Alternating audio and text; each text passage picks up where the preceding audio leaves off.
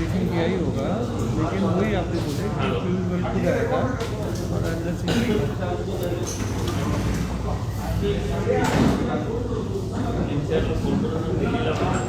पहले हिंदी करेंगे फिर Marathi.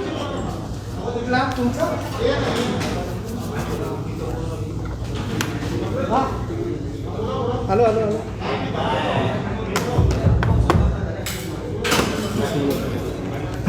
Tissue paper tissue paper सांग ना त्यांना.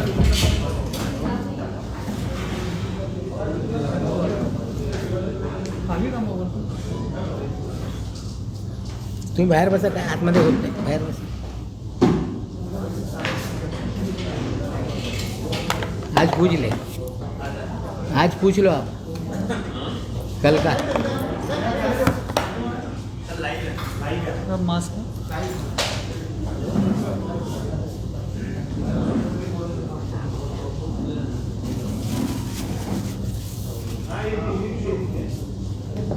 2 मिनट है, क्या करें.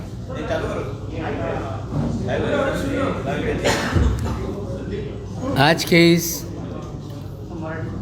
प्रेस वार्ता में उपस्थित सभी पत्रकार भाई बहनों,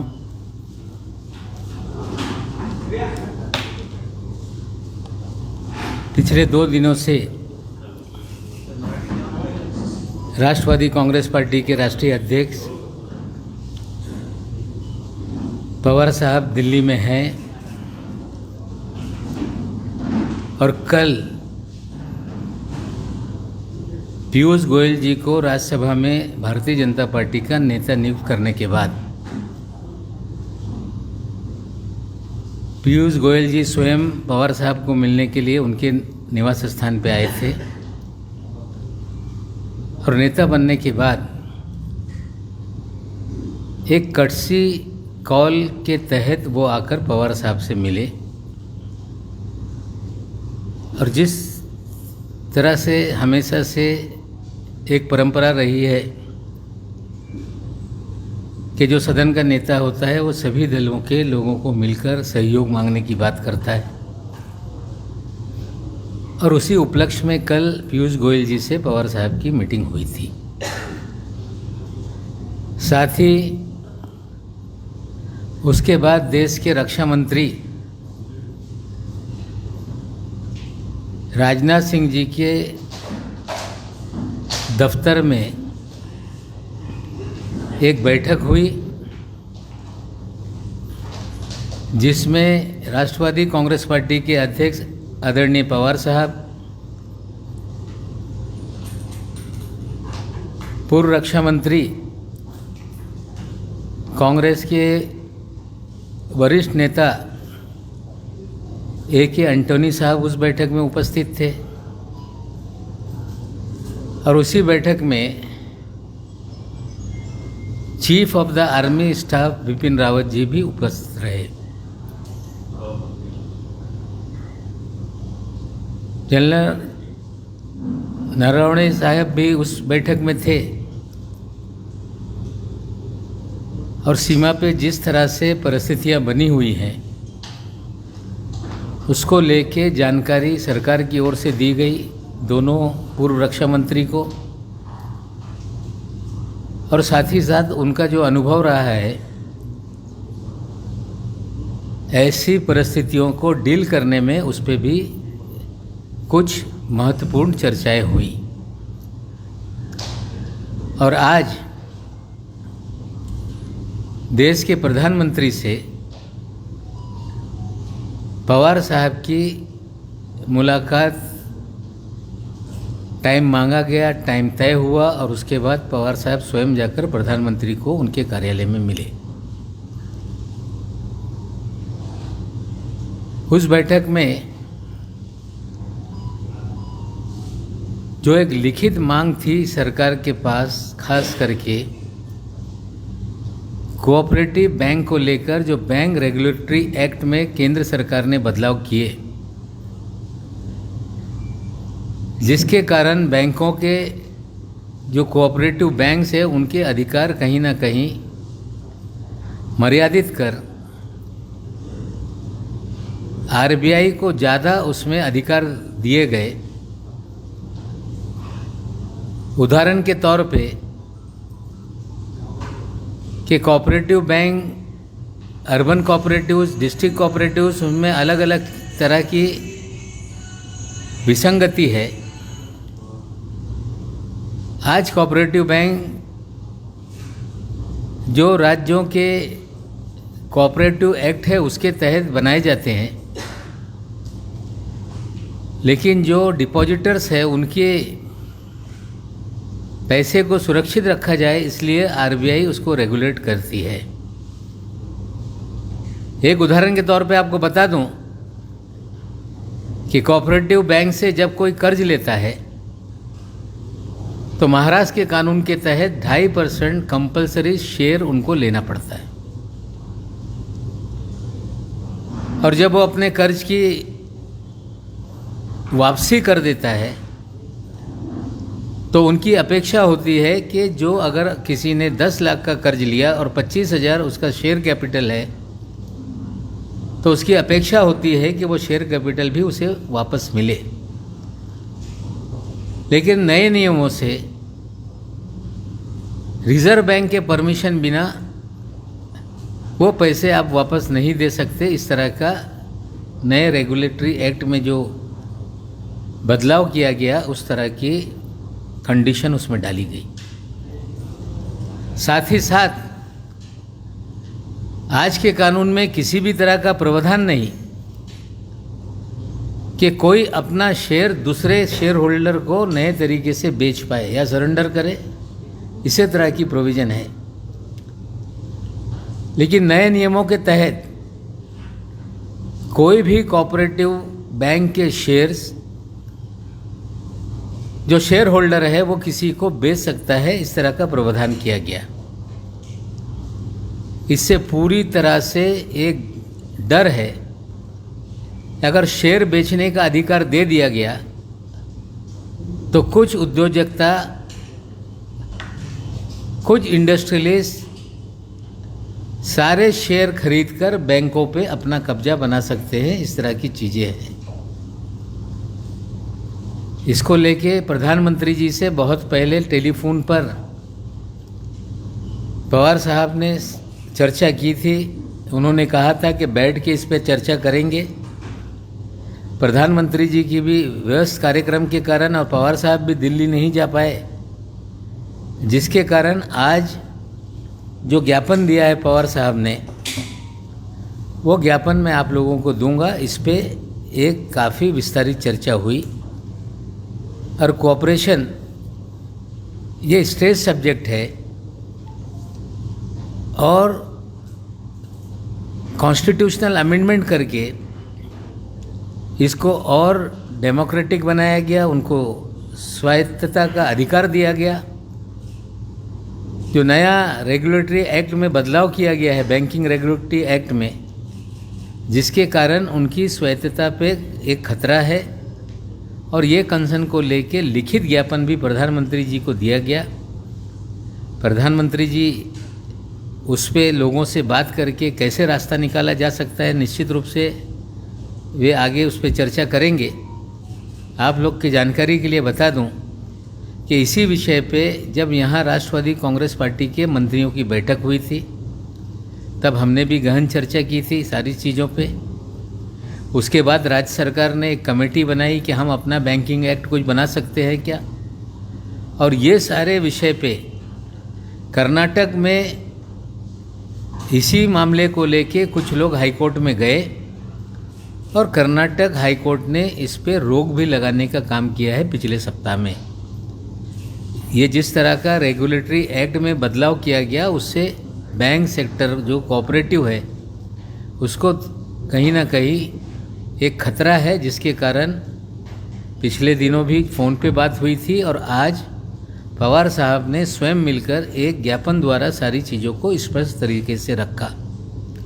साथ ही साथ जो कोविड की परिस्थिति है, कल प्रधानमंत्री जी ने देश के 4 राज्यों के मुख्यमंत्रियों से, जहां कोविड ज़्यादा पॉजिटिविटी है या ज़्यादा संख्या में देश भर में है, प्रधानमंत्री ने उनसे बात की और मुख्यमंत्री जी ने ये भी मांग की थी कि कोई नेशनल पॉलिसी बनाई जाए, खास करके धर्म स्थलों को लेके, आयोजनों को लेके या भीड़ भाड़ को लेके। क्योंकि अगर कोई राज्य है, कोई नियम बनाता है, तो उसी राज्य में जो विपक्ष के लोग हैं उसको अलग ढंग से चीज़ों को उठाने का काम करते हैं। अगर देश में एक नीति बना दी जाए तो हमें लगता है कि कोविड के समय में जो राजनीति हो रही है उस पर कहीं ना कहीं अंकुश लगेगा। पवार साहब ने इस विषय पे भी प्रधानमंत्री जी से चर्चा की कि सभी दल के लोगों को बुलाकर भी कोई ठोस कार्यक्रम बने, नीति निर्धारित हो। और जिस तरह से कई दिनों से लगातार जो टीकाकरण का कार्यक्रम है वो खंडित होता रहा है। केंद्र सरकार ने पहले तो राज्यों को जिम्मेदारी दी, फिर स्वयं जिम्मेदारी ली, लेकिन जिस संख्या में टीके उपलब्ध होने चाहिए वो नहीं हो रहे हैं। इसको लेके भी पवार साहब के बीच में और प्रधानमंत्री के बीच में चर्चा हुई और उस पर भी गंभीरता से कोई एक नीति बनाई जाए, सभी दलों को बुलाकर कोई चर्चा की जाए, इस विषय पे भी चर्चा हुई। ये दो चीज़ें थी जिस पे पवार साहब की मीटिंग आज तय हुई। बहुत दिनों से ये मीटिंग होनी थी। आज समय मिलने के बाद पवार साहब उनसे मिले, लेकिन मीटिंग के बाद बहुत सारे लोग गलत फहमियाँ पैदा करने का काम कर रहे हैं। ये कहा जा रहा है कि महाराष्ट्र के विपक्ष के नेता पवार साहब से मिले इस पार्श्वभूमि पे, या पहले मिले या बाद में मिले। इसमें किसी भी प्रकार का तथ्य नहीं कि पवार साहब और प्रतिपक्ष के नेता महाराष्ट्र विधानसभा के उनके बीच कोई मुलाकात दिल्ली में हुई है। और ये जो सारा घटनाक्रम है, जिस विषय पर प्रधानमंत्री जी से पवार साहब की मुलाकात हुई, ये कांग्रेस के नेताओं की जानकारी में है कि ये बैंकिंग का जो विषय है, जब कांग्रेस के प्रभारी पाटिल साहब पवार साहब से मिलने गए थे 2 मंत्रियों के साथ, उस समय ये सारी चीज़ें बैंक सेक्टर की जो कमियां हैं या जो रेगुलेटरी एक्ट में बदलाव किया गया जिसमें कोऑपरेटिव बैंक संकट में है, ये सारी जानकारी उन्हें भी दी गई और इस विषय पे प्रधानमंत्री से मुलाकात करेंगे ये भी बताया गया था। और मुख्यमंत्री महोदय से भी इस विषय पे पहले से बात हुई थी। कोई ये मीटिंग एकाएक हो गई ऐसा नहीं, जो एक गंभीर विषय है उसको लेके मीटिंग हुई और निश्चित रूप से इस मीटिंग के माध्यम से जो मुद्दे उठाए गए, हमें आशा है कि प्रधानमंत्री जी कोऑपरेटिव सेक्टर में, जो बैंकिंग सेक्टर में जो परेशानियां बैंकों को है उसको गंभीरता से लेंगे और साथ ही साथ जो कोविड को लेके एक नीति तय हो देश भर के लिए, जो मुख्यमंत्री जी ने भी मांग की, पवार साहब ने भी मांग की, और टीकाकरण को लेके भी ठोस कार्यक्रम बने। हम उम्मीद करते हैं दोनों विषय के लिए कोई रास्ता निकलेगा। सोमवार से पार्लियामेंट की बैठक शुरू हो रही है। निश्चित रूप से विपक्ष भी संयुक्त रूप से जो भी कार्यक्रम बनाएगा, राष्ट्रवादी कांग्रेस पार्टी पूरी तरह से विपक्ष की एकजुटता को लेकर सारे मुद्दे, चाहे डीजल हो, पेट्रोल हो, महंगाई हो, टीकाकरण हो, कोविड हो, या जिस तरह से सीमा पे तनाव बना हुआ है, इन सभी विषय पे पार्टी अपनी भूमिका रखेगी।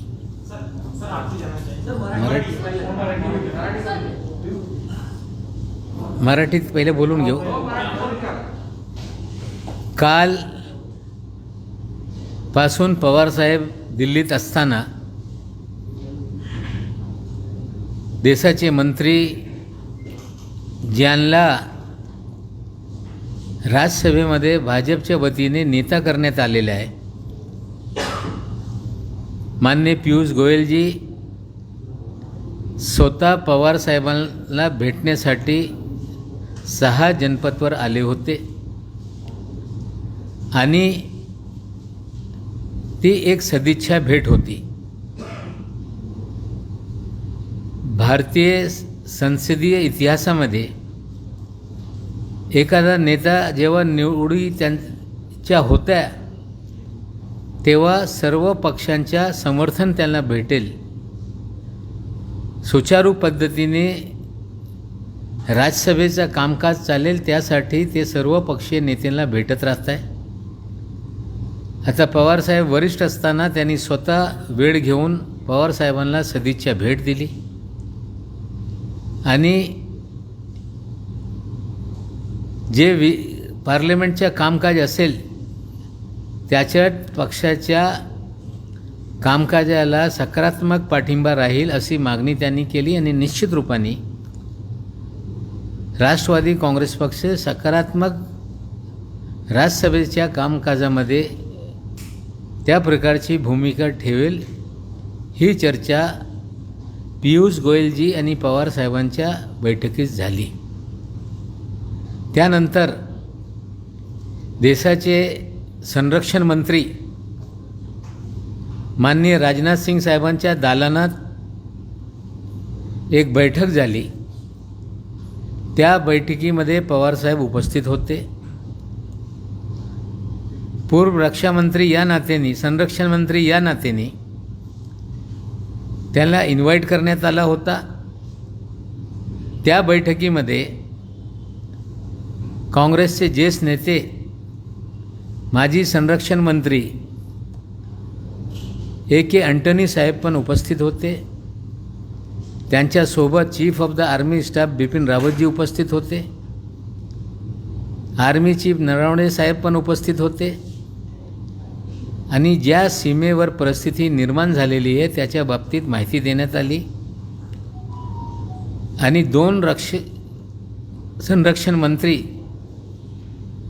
त्यांचा अनुभव, त्यांचं मत हे जाणून घेण्याचा पण प्रयत्न रक्षामंत्रीकडून करण्यात आलेला आहे. आणि आज देशाचे पंतप्रधान माननीय नरेंद्र मोदी साहेबांना पवारसाहेब त्यांच्या कार्यालयात त्यांनी भेट दिली. बरेच दिवसापासून फोनवर पवारसाहेबांच्या प्रधानमंत्रीसोबत बोलणं झालं होतं. जे बँकिंग रेग्युलेटरी ॲक्टमध्ये बदल करण्यात आलेला आहे ते बदल या सहकारी जे बँका त्यांना धोकादायक आहे अशी चर्चा पंतप्रधानसोबत आधी झाली होती. मग पंतप्रधान साहेबांचा म्हणणं होता की दिल्लीमध्ये याविषयी आपण भेटू.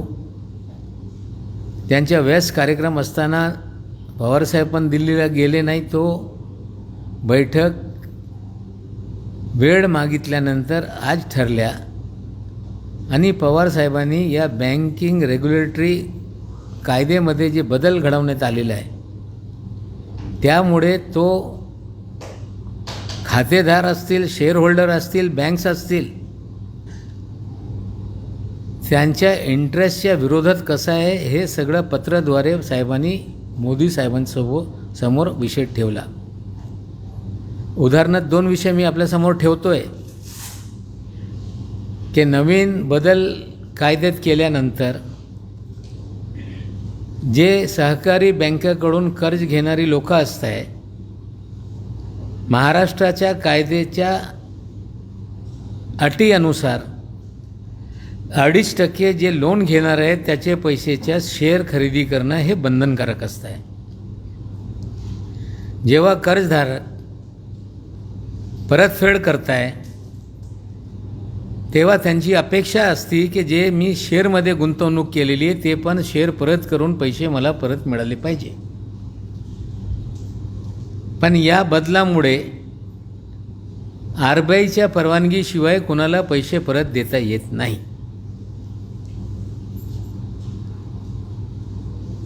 जुनी ज्या अटी व शर्ती होती त्यानुसार एखादा व्यक्ती आपला शेअर इतर कुणाला विकू शकत नाही, त्याला पाहिजे तो बँकेला सरेंडर करू शकतो असं नियमित होता. या बदलामुळे जे शेअर होल्डर आहे ते स्वतःच्या शेअर कोणालाही विकू शकते असा बदल करण्यात आलेला आहे आणि रिझर्व्ह बँकने त्या पद्धतीने आदेश काढले. मग शेअर होल्डरचे शेअर हे काही लिस्टिंग कंपनी नाही. या शेअरच्या विक्री खरेदी नियमित करण्यासाठी कुठलीही यंत्रणा नाही. अशी परिस्थिती असताना जर एखाद्या व्यक्तीकडून दुसरा व्यक्ती शेअर खरेदी करण्याची परवानगी मिळाली, कोणीही ज्याच्याकडे जास्त पैसे आहे या शेअरवर स्वतः काबीज होऊ शकतो आणि सहकारी बँक एखादा धनाढ्य माणसाच्या ताब्यात जाऊ शकते. अशी पण ही परिस्थिती निर्माण होऊ शकते. किंवा या देशामध्ये घटना दुरुस्ती करून जे सहकार क्षेत्राला स्वायत्तता देण्यात आली, त्यांना काही अधिकार देण्यात आले, त्यांची कालावधी कमीत कमीत 5 वर्षाची राहिली पाहिजे अशी त्याच्यात तरतूद करण्यात आली. निवडणूक आयोगासारखा एक सहकार निवडणुकासाठी आयोग निर्माण केला पाहिजे ह्या घटना दुरुस्तीमध्ये तरतूद करण्यात आली. म्हणजे सहकारी क्षेत्रामध्ये काम करणारी सोसायटी असतील, कारखानदारी असतील किंवा बँक्स असतील, त्यांना स्वायत्तता देणं हे यासाठी घटना दुरुस्ती करण्यात आली होती. राज्यांना अधिकार आहे या कायदे करण्याचे. हे संपूर्णपणे राज्यांना कोऑपरेटिव्हचे कायदे करणे, संचालित करण्याचे अधिकार असताना बँकिंग सेक्टरमध्ये जो बँकिंग रेग्युलेटरी ॲक्ट आहे त्याच्या अंतर्गत जे ठेवीदार आहेत त्यांचे पैसे सुरक्षित ठेवण्यासाठी एक मर्यादित अधिकार रिझर्व्ह बँककडे आहे. पण या दुरुस्तीनंतर ज्या पद्धतीने रिझर्व्ह बँक ऑर्डर्स काढत आहे त्यामुळे या बँकेवर त्यांची स्वायत्तता जे देण्यात आलेली आहे त्याच्यावर गदा येते किंवा कॉपरेटिव्हचे इंटरेस्ट हे अबाधित राहत नाही. त्यासाठी पंतप्रधानांकडे एक लेखित मेमोरंडम ज्ञापन पवारसाहेबांनी पंतप्रधान यांना सादर केलं. त्याच्यावर चर्चा झाली आणि निश्चित रूपाने लेखी दिल्यानंतर आधी पण पंतप्रधान यांचा म्हणणं होता की आपण भेटून या विषयावर बोलू.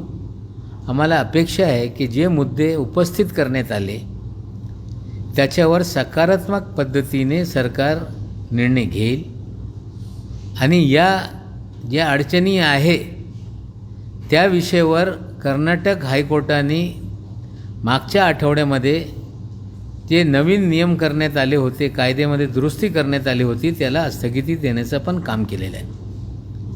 त्याचबरोबर आपल्याला माहीत आहे की कालच 6 राज्यांचे मुख्यमंत्रीसोबत देशातले पंतप्रधान यांच्या VCवर चर्चा झाली.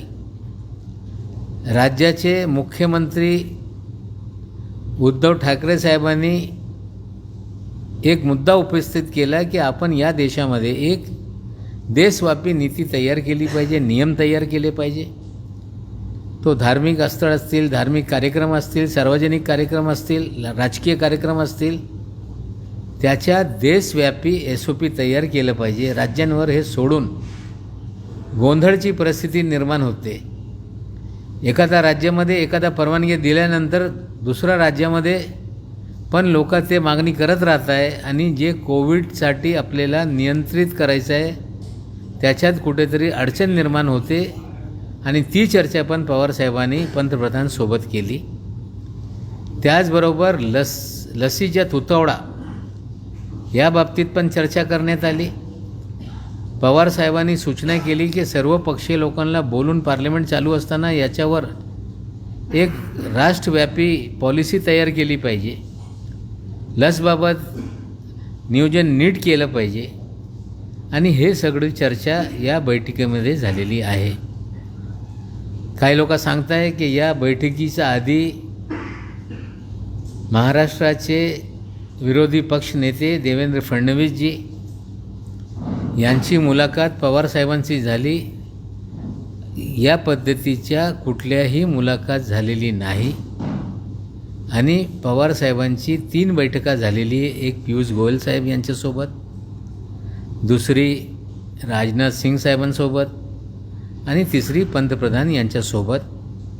आणि आता पार्लमेंट सुरू होत असताना पक्षाची स्पष्ट भूमिका आहे की आपण या देशामध्ये वाढता महागाई, डिझेल, पेट्रोल, गॅसच्या सिलेंडरच्या भाव वाढ, त्याचबरोबर लसीच्या तुटवडा, कोविड, सीमेवर जे तणाव निर्माण होत आहे, हे सगळे विषय पार्लमेंटमध्ये चर्चेला आले पाहिजे.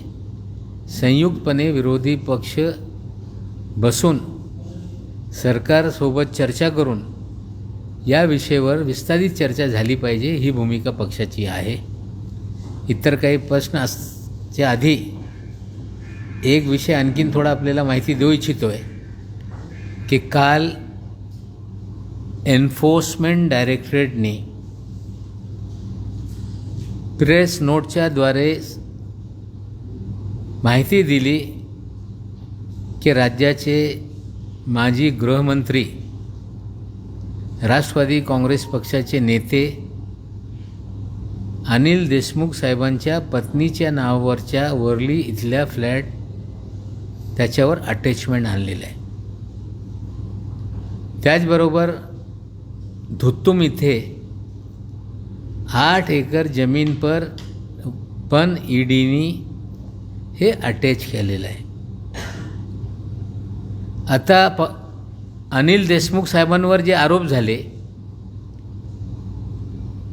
मुंबईचे त्या काळातले पोलीस कमिशनर अंबानीच्या निवासस्थानी जिलेटिन लावल्यानंतर, ती घटना उघड झाल्यानंतर मनसुख हिरेनची हत्या झाली आणि तदनंतर कमिशनर परमवीर सिंग यांच्या बदली झाल्यानंतर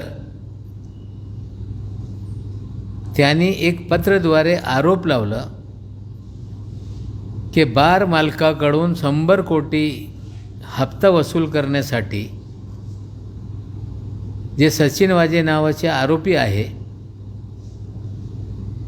जो मनसुख हिरेनच्या हत्येमध्ये तुरुंगात आहे, त्यांना देशमुख साहेबांनी सांगितलं होता आणि ईडीनी ब्रीफ केलं की त्या सचिन वाजेंनी 4 कोटी 20 लाख रुपये यांना दिले. ते दिल्ली हवाल्याच्या मार्फत गेला आणि मग चेकच्या रूपाने काही नागपूरमध्ये पैसे परत आले. आणि ते 4 कोटी 20 लाख रुपयासाठी जे 2 प्रॉपर्टी अटॅच करण्यात आलेली आहे वर्ली इथे, जो आमदारांना फ्लॅट्स देण्यात आला होता, त्या सोसायटीमध्ये खासदार रामकृष्ण पाटील यांच्याकडून 2005 साली देशमुख साहेबांनी आपल्या पत्नीच्या नावाने तो घर खरेदी केलं होतं. त्याचे डॉक्युमेंट 2005 साली रजिस्टर झाले, पण काही पॉलिसी नसताना त्यांच्या नावावर कलेक्टरनी ट्रान्सफर केलं नव्हता. पण पैसेचे व्यवहार आणि दस्तावेज हे रजिस्टर 2005 साली झालेले आहे. वाजे सांगतो की आम्ही पैसे आता दिले आणि देशमुख साहेबांना मिळाले 2005 साली. कुठले हे पुरावे ते सादर करताय किंवा कुठल्या पद्धतीने हे मनी लॉन्ड्रिंगचे केसेस करताय आम्हाला काही कळत नाही. जे धुतुममध्ये जागा खरेदी करण्यात आलेली आहे, त्या जागेमध्ये अर्धी हिस्सेदारी अनिल देशमुख साहेब यांच्या मुलाची असताना ते 2004 साली जागा खरेदी करण्यात आली आणि 4 कोटी 20 लाख रुपये आता 4 महिने आधी दिले असतील आणि खरेदी व्यवहार हे 15 वर्ष पूर्वी होते. कुठल्या पद्धतीने हे तपास यंत्रणा काम करत आहे आपल्यासमोर हा विषय येत आहे. त्याचबरोबर काही दिवसापूर्वी एका वर्तमानपत्रामध्ये खबर प्लांट करण्यात आली ईडीच्या माध्यमातून की धुतुमत्या जागेची किंमत 300 कोटी रुपये आहे. त्यापूर्वी बातमी पेरण्यात आली की पैसे दिल्लीला गेले आणि ते पैसे त्यांच्या एज्युकेशन इन्स्टिट्यूटमध्ये चेकच्या मार्फत आले. 4 कोटी 20 लाख रुपये ज्या संस्थेने त्या कॉलेजला पैसे दिले असतील 3 कोटी 4 कोटी, ते 17-18 वर्षामध्ये देणगी दिल्यानंतर ते लॉन्ड्रिंग झालं असा कुठेतरी दावा ह्या ईडीच्या माध्यमातून करण्यात येत आहे. आमचं म्हणणं आहे की जो आरोपी आहे,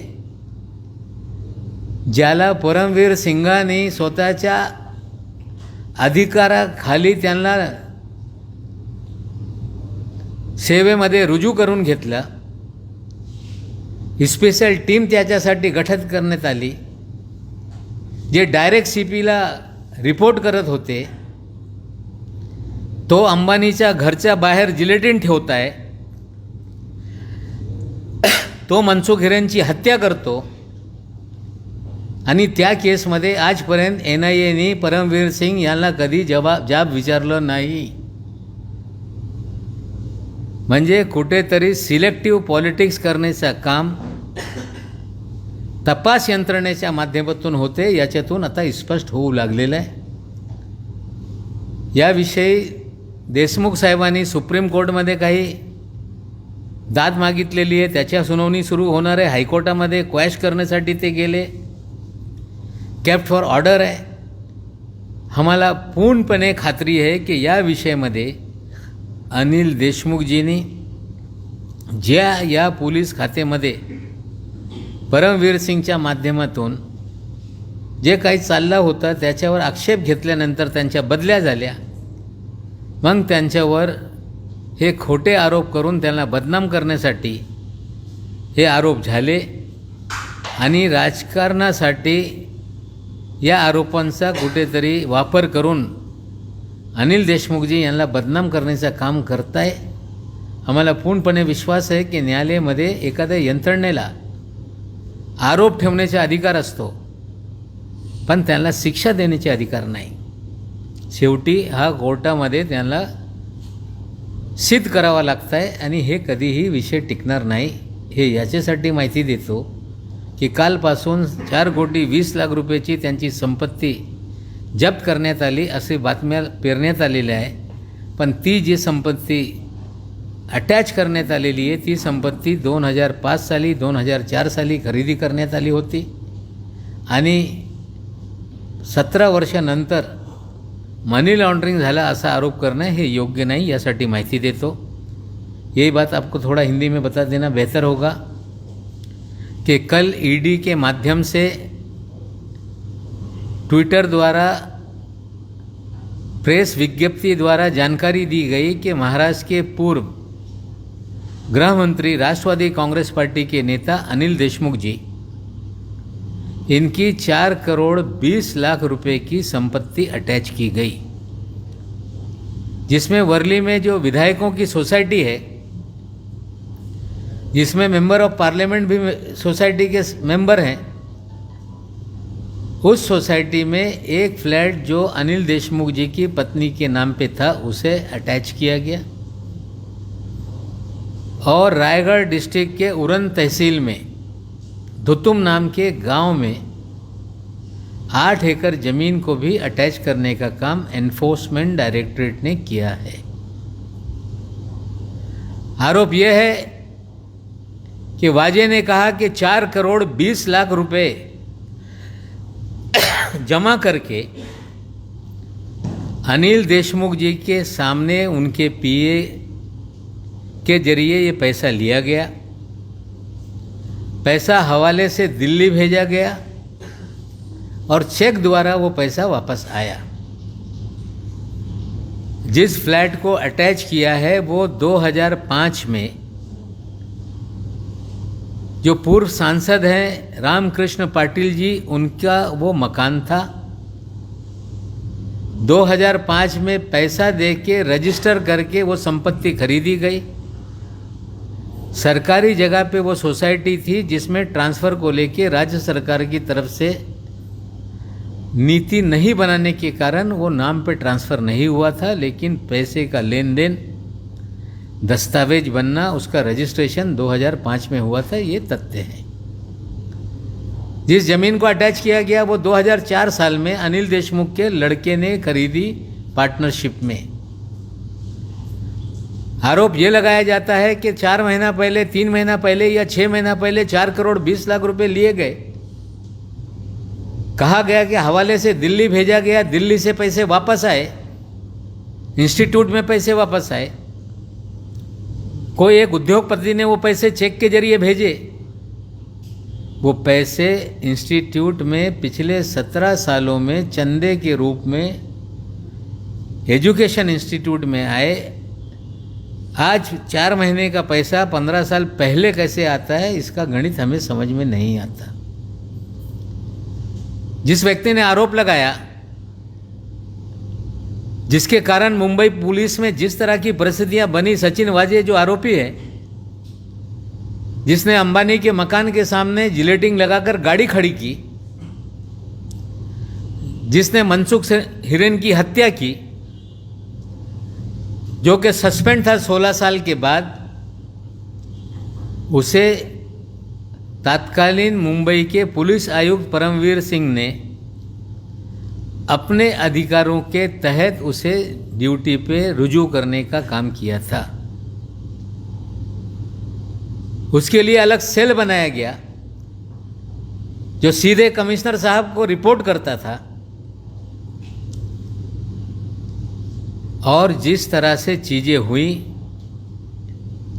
कमिश्नर साहब के कार्यालय में मनसुख हिरेन की हत्या के बाद बंद दरवाजे में वाजे की बैठक 2 घंटे चली थी, ये भी सारे पुलिस विभाग को पता है। लेकिन आज तक एनआईए ने परमवीर सिंह जी को जांच के लिए नहीं बुलाया। वो अधिकारी जो तबादले के बाद आरोप करते हैं, सीबीआई ढूंढती है, सीबीआई को किसी भी प्रकार का कोई भी सबूत नहीं मिल पाता, मामला ईडी के पास जाता है, ईडी मामला दर्ज करती है, 100 करोड़ की वसूली की जांच ना करके 15 साल, 20 साल, 30 साल पहले संपत्ति जो ली गई उसकी जानकारी हासिल करने का प्रयास करती है, उसे अटैच करती है और एक भ्रम निर्माण करने का काम किया जाता है कि हमने 4 करोड़ 20 लाख रुपए का मनी ट्रेल को खोज निकाला है। हमें लगता है इस तरह से चीज़ें नहीं होती। कोई भी इन्वेस्टिगेशन एजेंसी हो, जांच के उसके पूरे अधिकार है, लेकिन दंडित करने का अधिकार उनके पास नहीं। लोगों को समझना पड़ेगा, न्यायालय में मामले टिकने वाले नहीं।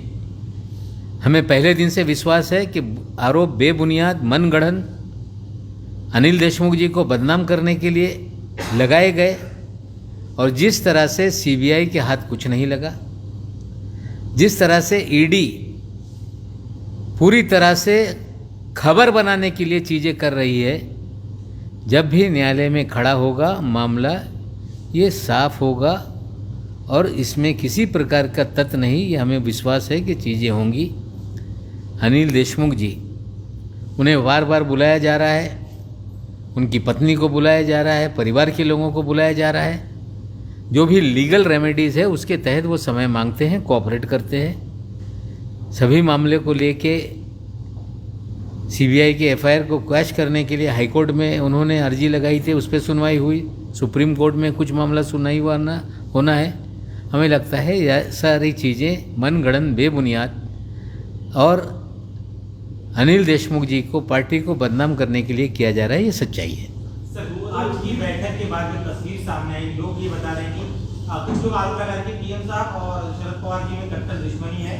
ये तस्वीर एक छलावा है, तो क्या क्लियर करेंगे एनसीपी के लिए बीजेपी की दुश्मनी है या नहीं थी, और क्या एनसीपी के लिए बीजेपी अछूत है? देखिए, ऐसा है कि राजनीति ये विचारों के आधार पे होती है।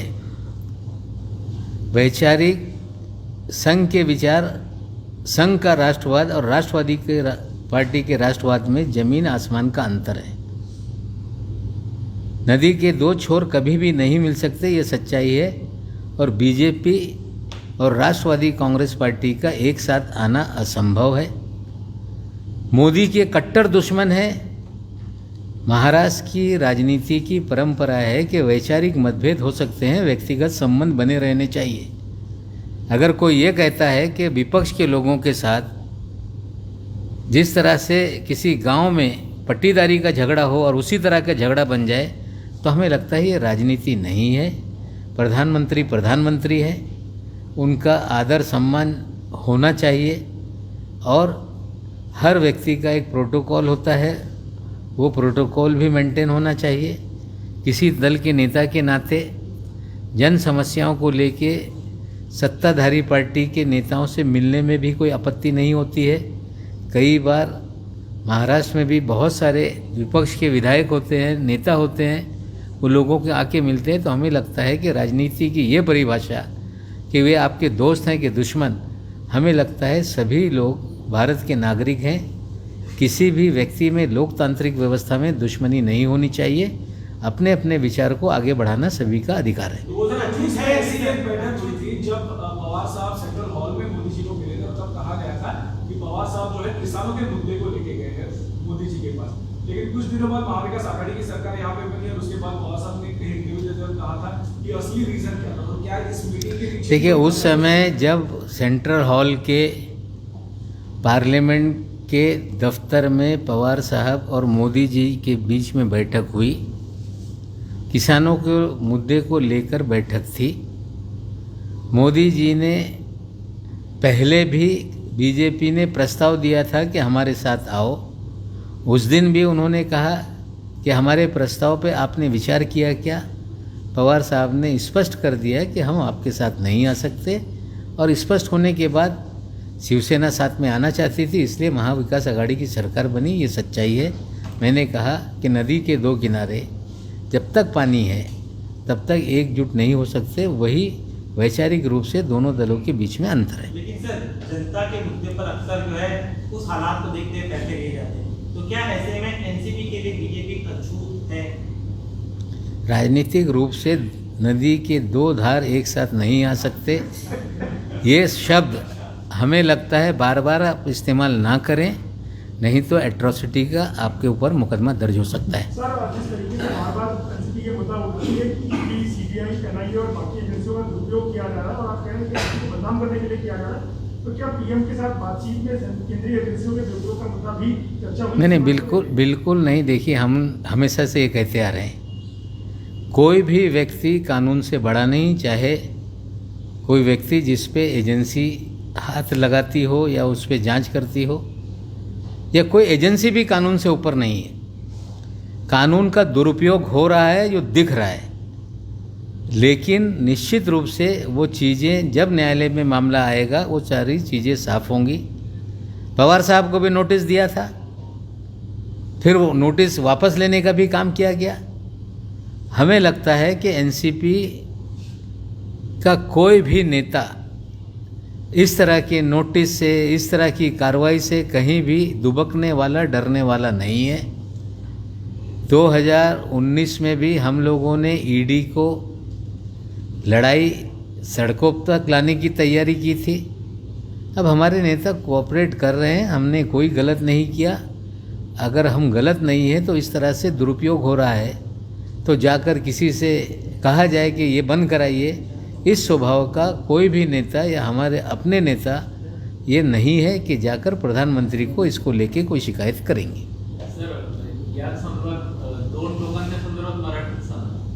नाही बघा, आमच्या विचारसरणी आणि भाजपची विचारसरणी हे वेगळी वेगळी आहे। म्हणजे आमचा राष्ट्रवाद आणि भाजपचा राष्ट्रवाद याच्यात अंतर आहे। जेव्हा विचारसरणी वेगळी आहे, एकंदरीत लोक येतील या प्रकारची जी चर्चा आहे याच्यात कुठलेही तथ्य नाही। नदीचे दोन टोक असताना जोपर्यंत पाणी असतो तोपर्यंत कधीही टोक एकत्रित येत नाही।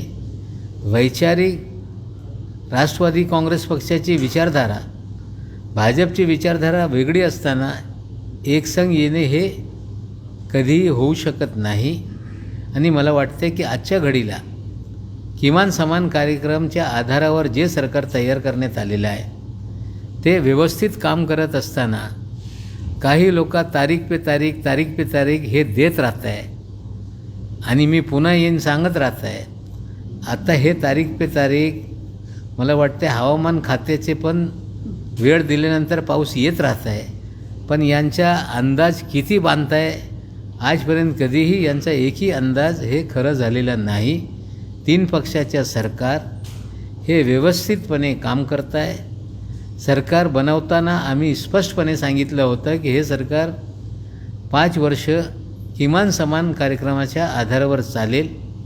आणि त्यापुढे जाऊन मुख्यमंत्री महोदयांनी सांगितलं होतं आम्ही 5 वर्षासाठी एकत्रित आलो नाही, ही आमची आघाडी 25 वर्षासाठी आहे आणि त्या दिशेने आम्ही कामं करतो आहे.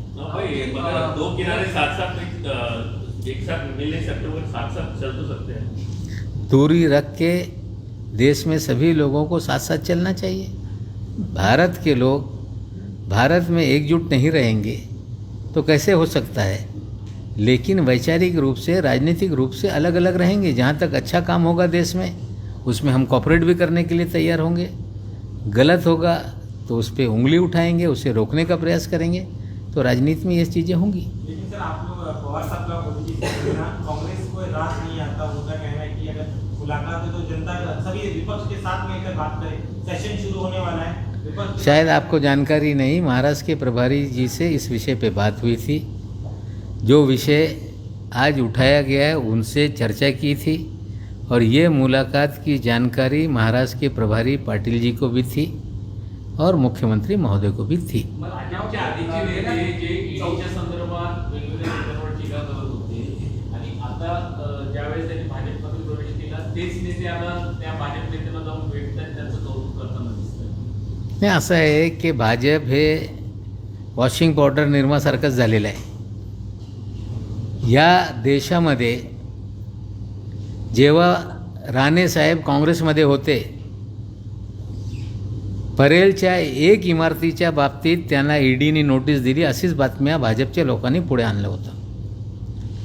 त्यानंतर ते अहमदाबादला अमित शहाजीला भेटीला गेले.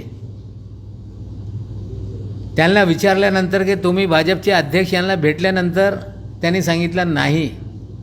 मग भाजपवाल्यानेच ते व्हिडिओ लोकांमध्ये व्हायरल केलं.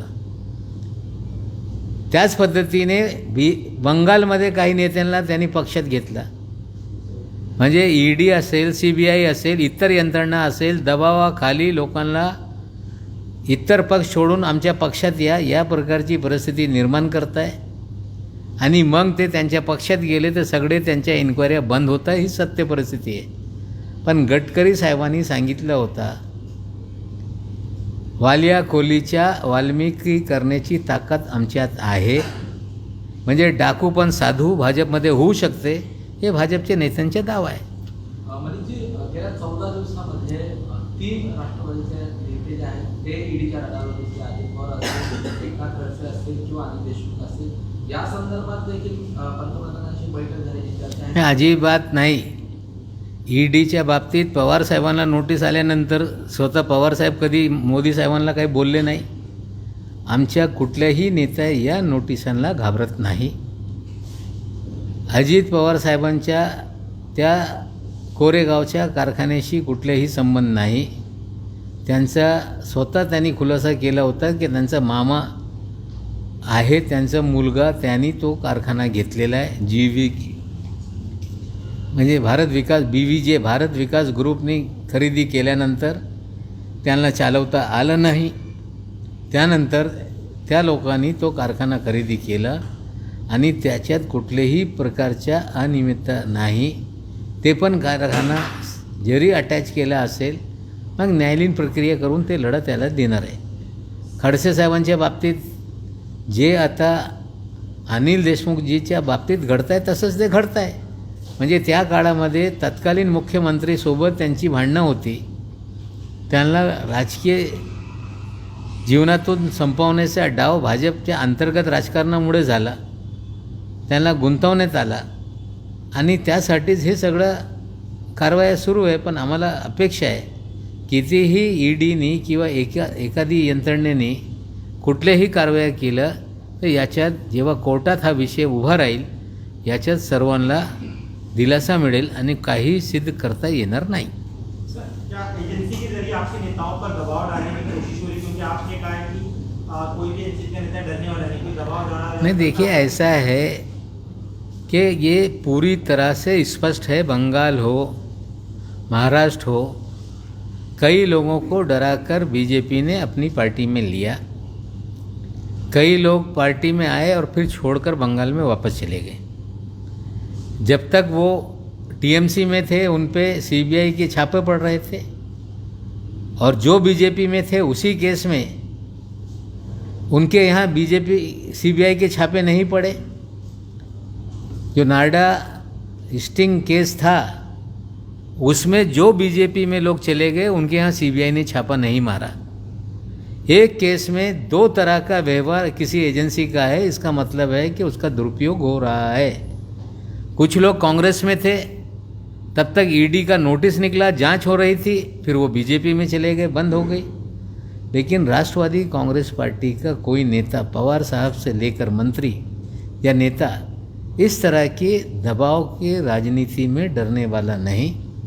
जो भी होगी जांच हम पूरी तरह से उसे फेस करेंगे, और सांच को आँच नहीं, आज नहीं कल जो भी सच्चाई होगी, जिस तरह से लोगों को हरेस किया जा रहा है वो न्यायालय के निकाल के बाद आप लोगों के सामने आएगा. धन्यवाद. सर, मुंबई की बारिश को लेकर मेरा एक सवाल है. मुंबई की बारिश को लेकर कल के दिन इस तरह से एलपीएस रोड पर काफी पानी भर गया था. क्या नीति की पूर्णतः साफ नहीं की गई है बीएमसी की तरफ से या फिर? नहीं, देखिए ऐसा है कि मैं जब से कुर्ला में हूँ, जब बिहार लेक, पवई लेक में ओवरफ्लो होता है, बारिश ज़्यादा होती है, हाई टाइड होता है, तो मीठी नदी के अतराफ में पानी का जल जमा होता है. लेकिन इसको लेके कोई नए तरीके से इस समस्या का हल निकाला जाए, हमने बीएमसी को प्रस्तावित किया था कि जो पवई में बिहार का पानी आता है या पवई से फिर मीठी नदी के जरिए बांद्रा तक जाता है, उसी समय हाई टाइड हो, ज़्यादा बारिश हो, तो ये फ्लडिंग को रोकना असंभव है, क्योंकि वहाँ पे कोई भी डिस्चार्ज गेट नहीं. ज़्यादातर बांधों में, डैम में होता है कि डिस्चार्ज करके पानी एक लेवल तक खाली रखा जाता है ताकि फ्लडिंग को कंट्रोल किया जा सके. लेकिन चाहे बिहार हो, पवई हो, कोई भी कंट्रोल गेट इसमें नहीं है. तो हमने एक सुझाव दिया कि जो टॉपोग्राफिकल लेवल है, जो ढलान है, पवई से लेकर कांजूर मार्ग की तरफ अपने प्रवाह से पानी समुद्र में जा सकता है, तो एक टनल बना के अगर इसे हमने डिस्चार्ज कंट्रोल किया तो बाढ़ को नियंत्रित किया जा सकता है, जिसको लेके बीएमसी काम कर रही है. कोई उसके ऊपर कंसल्टेंट भी अपॉइंट करने वाली है. एक बार वो पूरी प्रोजेक्ट को मान्यता मिल गई, अगर टनलिंग करके जो ओवरफ्लो वाला पानी है वो मीठी नदी के बजाय डिस्चार्ज सिस्टम से अगर समुद्र में डाला जाएगा तो हमें लगता है एक परमानेंट उपाय होगा, जो पिछले 25-30 सालों से, या मैं 45 साल से जिस इलाके में रहता हूँ, इस तरह की साल में 1-2 बार परिस्थिति निर्माण होती है. हमें लगता है हमने जो सुझाव दिया है उस पर अमल हुआ तो शायद ये पूरा जो समस्या है उसका हल निकले. काल ज्या पद्धतीने पाऊस असताना 200 मिलीमीटर पाऊस पडल्यानंतर विहार आणि पवई ओव्हरफ्लो झाल्यानंतर मिठी नदीमध्ये आजूबाजूला पूर परिस्थिती निर्माण झाली होती. गेल्या 45 वर्षामध्ये दरवर्षी या प्रकारची परिस्थिती निर्माण होत आहे. जेव्हा 2006 साली पूर मुंबईत आल्यानंतर आम्ही एक सूचना केली होती की तुम्ही फ्लड गेट लावा, डिस्चार्ज सिस्टम तयार करा. पण ज्या टेक्नॉलॉजीने तो भिंत उभारण्यात आलेली आहे त्याला कुठलेही दरवाजे लावणे हे शक्य होत नाही. मग आम्ही सूचना दिली की आपण जेव्हा पाऊस पडतो त्याआधी या तलावातल्या पाणी डिस्चार्ज करून ठेवलं तर आपल्याला ही पूर टाळता येईल. ओव्हरफ्लोचा पाणी मिठी नदीला न सोडता, म्हणजे पवईपासून कांजूरमार्ग आणि नवी मुंबईच्या खाडीत जर हे पाणी आपण टर्नलद्वारे सोडलं तर या भागामध्ये मिठी नदीमध्ये कधी पूर येणार नाही. ही सूचना 2 वर्षापूर्वी आम्ही दिलेली आहे.